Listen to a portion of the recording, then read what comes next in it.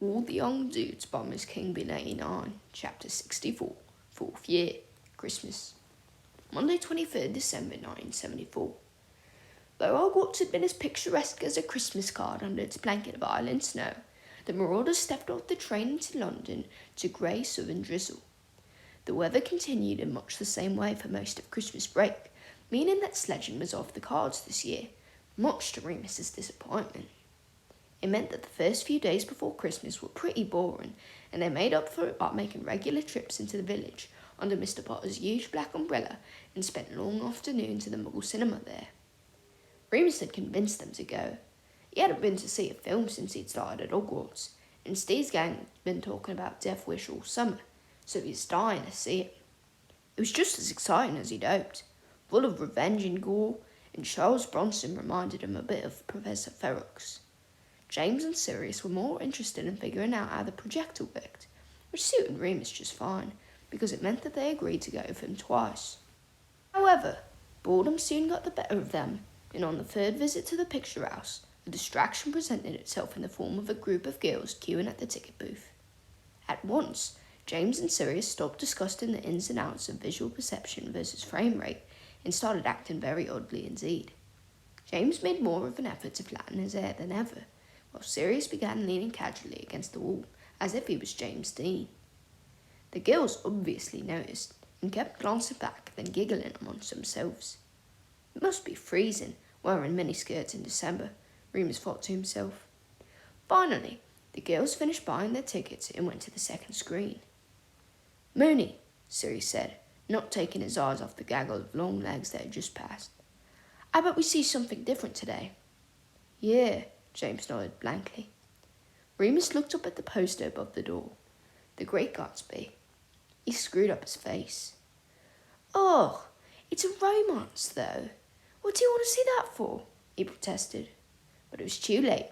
They were already halfway in. Remus settled down in the front row and resigned himself to his fate. It might not be that bad. He'd like Robert Redford and Butch Cassidy and the Sundance Kid.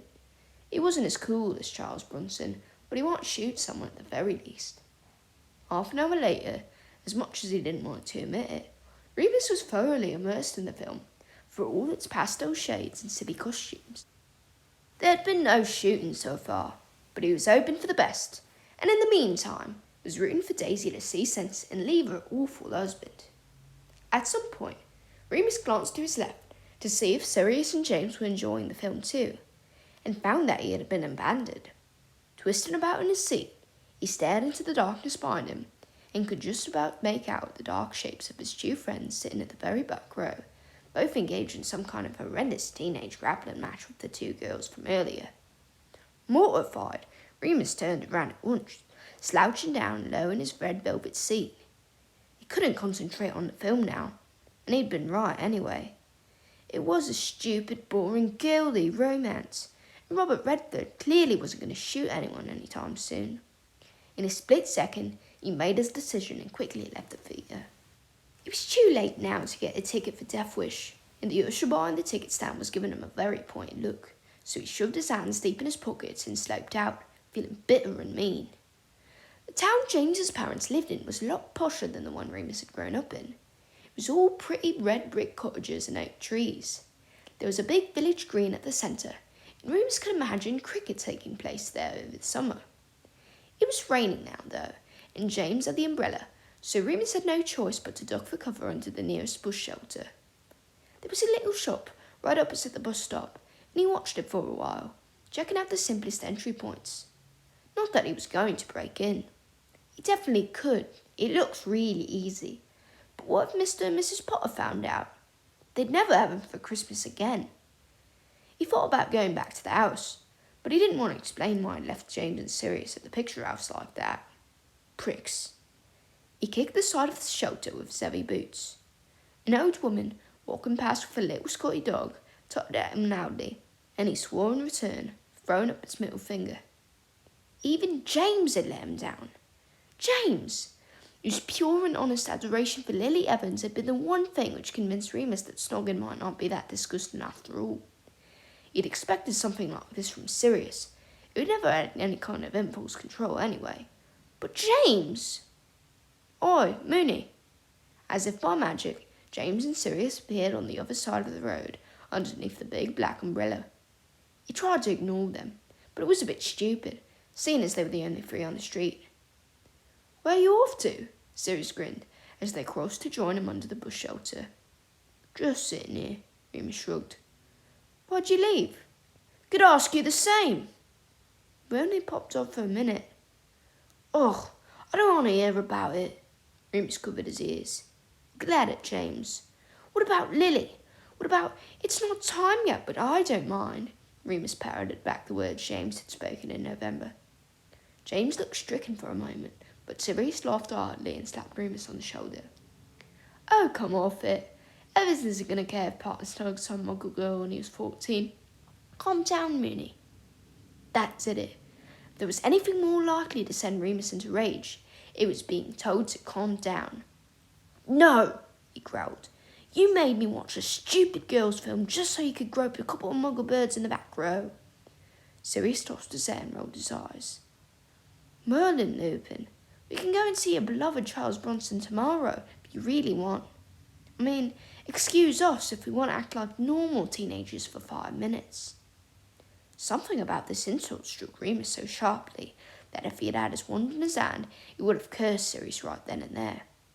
As it was, he only had his fists. Fortunately, he was pretty good with those, and punching was often a lot more satisfying than cursing. By the time James had wrenched them apart and stood between them, Sirius's nose was extremely bloody, and Remus could feel the beginnings of a black eye forming. What's wrong with you two? James huffed, dragging them both back through the rain to his parents' house. He's a tosser, Remus spat, trying to keep the drizzle out of his sore eye. He's a wanker, Sirius returned, stuffily, holding his wet jumper up against his nose. You're both dickheads, James said, firmly, as they reached the front gate. Mrs. Potter fixed them both up very quickly. She was just as quick at healing spells as Madame Pumphrey, then gave them a good telling off, with Mr. Potter standing beside her, trying not to smile and saying, Boys will be boys, Effie dear. Afterwards, Remus went straight up to the spare room and sat on his bed for the rest of the day doing his holiday homework. He knew it was silly and childish to sulk, but if he had to see Sirius again, he couldn't be sure he wouldn't swing at him. He thought about Ferrex telling him it's good to be angry, but somehow didn't think that's what the teacher meant. Was he jealous? Jealous that all of his friends had copped up with the girl now, and he hadn't? Maybe that was it. Remus couldn't really ignore the fact that he was the only one of his friends who wasn't completely driven by his hormones, like a normal teenager, as Sirius had so kindly put it. Ouch, there was that pain again. Remus drew his knees up under his chin, making himself as small as possible. He had a game for every way in which he was not normal. He went down for dinner, but didn't talk to James or Sirius, limiting himself only to polite interchanges with Mr. and Mrs. Potter. After they were excused from the table, he went straight back upstairs and curled up under his duvet for a book until he fell asleep. He dreamed that he was back in the cinema, trying to watch a strange combination of The Great Gatsby and Death Wish, in which Professor Ferrex really was Charles Bronson, black moustache and all, aiming his pistol at the gleaming socialites of West Egg.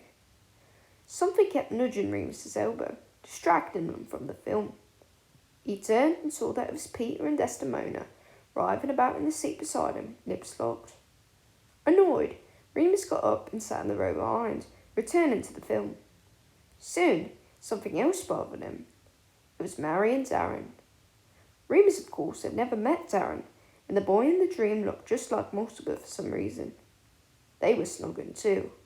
Disgusted, Remus tried to get up once more, but tripped over Lily and James, who were rolling in the aisle. For God's sake, he shouted. Lily looked up at him and laughed. So did Mary, and now Peter and James too. Sirius appeared at the very back of the theatre, his body silhouetted by the whirring projector. Never mind him, he laughed along with the others. He's not like us. Remus spun around in time to see Ferrex shoot Robert Redford, then woke up with a start. He was hot and sweating under the heavy duvet, and had to fight to free himself. Feeling very silly for having a nightmare at his age, he clambered out of the large four-poster bed and headed for the nearest bathroom. The clock on the landing read midnight, so he didn't turn any lights on, though he could see a faint yellowish glow seeping out from under James's bedroom door. Remus used the loo, then washed his hands and face, taking a few sips from the cool tap before wiping himself dry on his pyjama sleeves. Feeling much better, he returned to his bedroom, just as James's door swung open. "Bloody hell! It's you, Mooney," James whispered, sounding relieved. "What are you doing creeping around in the dark?" Remus shrugged and whispered back. "I can see in the dark. Didn't want to wake anyone up." James nodded and opened his door a bit wider. "Thought you might be Gully spying on us for Mum or something. Come in, eh? Let's all be mates again." Didn't take much convincing for Remus to agree. Fighting took up too much energy, especially when you all lived together. He still didn't really want to talk to Sirius, but he went in for James's sake. Sirius was sitting cross-legged on James's bed and frowned when he saw Remus. James sighed. "Come on, we're all friends, right? It's Christmas." Sirius nodded solemnly. Remus nodded back. He joined them on the bed, where he was surprised to see they were poring over spellbooks. "Homework?" he asked. "Prank," James replied. "Haven't worked out the kinks yet, though." "Oh, okay," Remus nodded. And then, because he didn't want to be awkward anymore, he asked, "How's your nose, Black?" "Fine," Sirius grinned at him, relaxing to humour at once. "You're losing your touch." Remus smirked. "Oh yeah? I'll Snape. Ed butted him on the train in September." "You never did." "Yup." "Bloody hell," James laughed. "And he hasn't tried it on since?" "Not yet," Remus said, trying not to sound too nervous about it. "Probably planning something, though. What's the prank?" "We'll, tell you when we know how to do it. Might not come off right," James said, quickly, closing the book nearest to him. Remus raised an eyebrow and said nothing. This only confirmed the suspicion he'd had for quite some time. He didn't want to get into any of that now, though. He'd wait and see if anything came of it. "Sorry I brought up Lily," he told James. "I didn't mean it. Sirius is right. She won't care. If she's ever stupid enough to go out with you, that is." James shoved him playfully. "Piss off." "At least that stupid competition is over now, yeah?" Remus asked, hopefully, looking at Sirius. "Yeah, I suppose," Sirius shrugged. "We paid Pete his dues anyway." "What a letdown, though. Snogging. I mean, dunno what all the fuss is about." Remus didn't say anything, though he was secretly pleased. So he wasn't missing out on anything after all. "It was all right," James said, diplomatically. "Probably takes practice. Must get better." "It'd better," Sirius said, very seriously. James and Remus burst out laughing. Christmas Day 1974. Christmas morning was as dark and gloomy as the previous week had been, and Remus was woken by the noise of rain pelting against his bedroom window.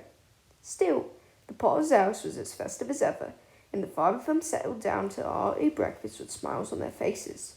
Breakfast was quickly followed by presents, the usual fare of sweets, chocolate, new quilts from the Potters, books and socks. Remus was very surprised to receive a hand-knitted scarf from Lily, in Gryffindor red with gold tassels. He felt a bit bad. He hadn't bought anything for any of the Marauders this year, let alone any of the girls. She'd never given him a gift before, except for the reading aid, which, he had to admit, had been a pretty good present. He resolved to get something for her next time they went to Hogsmeade. They were just finishing up with the presents. Mrs. Potter vanished in the scrunched up wrapping paper with a sweep of a wand, when a loud, mournful song sounded in the hallway. It was a high-pitched, haunting melody, completely unnatural and completely beautiful. They all turned at once. Mr. and Mrs. Potter withdrew on their wands in a dueling stance, and a strange, ethereal silver bird flew into the room, circling their heads. Remus recognised it at once as a phoenix, or something like the ghost of one. "Dumbledore," Mr. Potter said, quietly, as the silver phoenix settled majestically on the mantelpiece. Much to Remus's surprise, the bird opened his beak and spoke in the headmaster's voice. "There has been an attack. I will be with you shortly. Do not allow anyone else entry." And with that, the phoenix vanished into thin air. They were all quiet for a while before Mrs. Potter spoke, placing a hand on James's shoulder, as if she just needed to touch her son. "Oh, Monty, an attack!" "No need to panic," Mr. Potter said calmly. "Albus will be here soon. Boys, finish cleaning up here, eh? I'll be in my study." They tidied up in silence, all waiting to see what would happen next. An attack? What could that mean? Remus's mind went straight to Greyback, but it wasn't a full moon, so unlikely to have been werewolves. Could it have been Voldemort? Or were there other dark wizards out there? Guiltily, he looked over at Sirius, who was staring out the window at his reign, looking pale and shocked. His family were dark wizards. Did he know anything about it? Surely not. Remus quickly dismissed the idea, feeling even worse.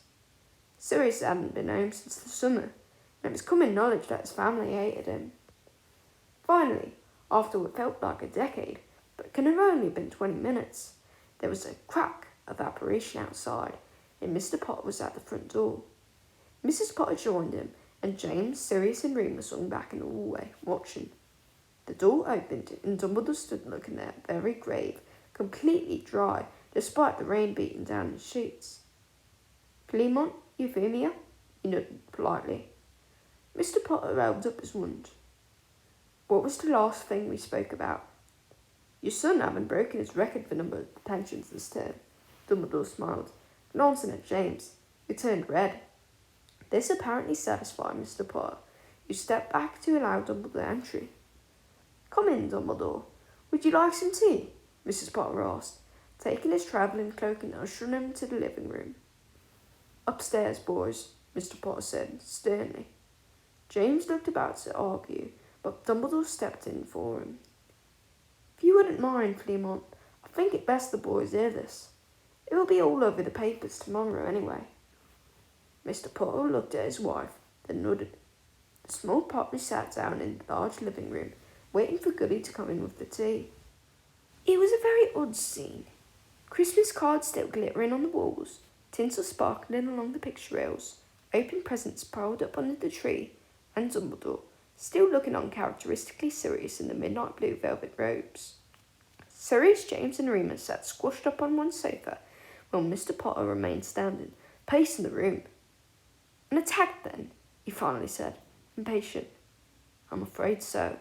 The Fraser family in Newcastle." "Fraser? Never heard of them." "No, Mr. and Mrs. Fraser were both Muggle-born. They had 2 children, not old enough for Hogwarts, but as far as we know, showing signs of magical ability." Remus winced at the past tense. Mr. Potter had clearly noticed this too, for he looked up, very pale and tired all of a sudden. "All 4 of them?" "Yes." Mrs. Potter looked like she was about to cry. "Children!" she gasped. "Children!" "And do we know for sure?" Mr. Potter continued, anxiously. "We know it was him." "Voldemort, yes. He left a mark." "A mark?" "It will be in the papers tomorrow, I imagine. The Daily Prophet was there before I was alerted." "But what does it mean? Who were the Frasers?" "Mr. Fraser worked for St. Mungo's," Dumbledore explained. "He recently raised a petition with the Ministry suggesting that Ediths receive training in Muggle healing techniques. First aid, I believe he called it. This didn't go down very well with certain factions, I'm sure you can imagine." "I think I remember Darius saying something." Mr. Potter nodded, leaning a hand on the mantelpiece, thoughtfully. "But to kill?" "It hasn't been the first time," Dumbledore said, darkly. "But it is the first time they've made themselves known. This mark that was left behind, it has been seen elsewhere. Some of the old families have adopted it, a kind of secret sign of their allegiance to Voldemort, only not so secret anymore." "Which families?" Sirius said, suddenly, looking at Dumbledore. He was tense all over. Remus could feel it. Dumbledore looked at him kindly. "There is so far nothing linking the Blacks to the attack." "So far," Sirius repeated. "But you know, they're... It doesn't help anybody to jump to conclusions," Dumbledore held up a hand. "The situation is grave, yes, but we must not lose our heads or allow emotion to cloud our judgment. There are difficult times ahead, and we will all need each other to be vigilant. He said this directly to Sirius, and seemed to be speaking to James and Remus too. Remus felt an uncomfortable twist in his abdomen. He didn't understand everything, and he knew that some great responsibility had been settled on their shoulders, one he wasn't sure he could live up to. "I'm not trying to frighten anyone," Dumbledore continued, as if he had read Remus's mind, "but nor do I wish to devalue the seriousness of today's events. I am working quickly to gather support, a line of defence against Voldemort. I have already spoken to a number of trustworthy associates within the Ministry. Clement, can I count on you?" "Of course," Mr. Potter said at once. "Have you spoken to the Weasleys, the Prewetts, the Boneses?" Dumbledore nodded, smiling. "All on my list, of course." "We can help," James spoke up. Mrs. Potter sucked in a breath, her eyes still very pink. "Yeah," Sirius said, eager to show himself equal to James. "You can depend on us, sir." Remus didn't say anything, but he nodded along, hoping that Dumbledore knew that each year had chosen a side. "I hope it won't come to that." Dumbledore was smiling, his forget-me-not blue eyes twinkling with emotion for his pupils. "But thank you, boys." "No," Mrs. Potter said. "They're children, Dumbledore." "I'm of age in 2 years," Sirius said, straightening up, asserting his position as the eldest marauder. "And we're the best in the year at defence spells." "And axes," James put in, then quickly shut up, seeing the look his mother shot at him. Dumbledore chuckled softly. "Indeed," he said. "Your mother is quite right, however. All I ask is that you are on your guard, and that you look after each other. Now, I must be going. I have other calls to make. Clement," Dumbledore stood up and shook Mr. Potter's hand. "I'll be in touch. Euphemia," he turned to Mrs. Potter apologetically. "Merry Christmas. I'm afraid I won't be attending your party tonight." "We might as well cancel it." Mrs. Potter rubbed her arms, as if the room had turned cold. "It seems disrespectful." "Enjoy your holidays, boys. Remus, me and Pomfrey will meet you at the Three Broomsticks flue stop on Sunday morning." Remus nodded obediently, and with that, Dumbledore vanished with a loud crack.